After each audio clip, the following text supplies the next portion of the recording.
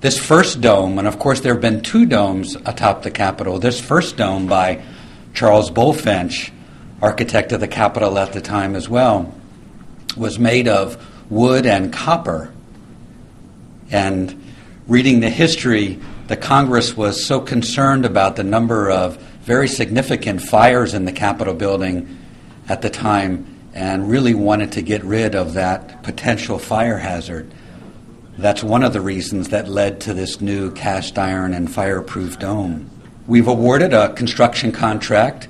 We did that in October of this year, and work is commencing. Like any project, as you might do in your home, it's the planning and preparation that probably takes as long as the work itself. As you look across the rotunda, you can see evidence of some water leaks that have occurred over time. The streaking below the lowest band of ornamentation on the coffered dome, some of the staining on the sides of the pilasters. If you look down, you'll see evidence on top of the balustrade below of past water intrusions.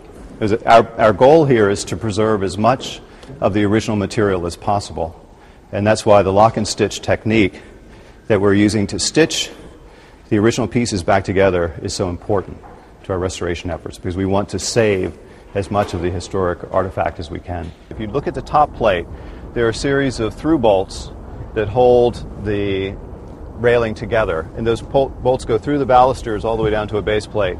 As rust has developed and this railing has been pushed up by the pressure of the rust, the top plate has cracked, and that's relieving the stress that's in the ironwork. But what it also does then is compromise the structural integrity of that particular piece.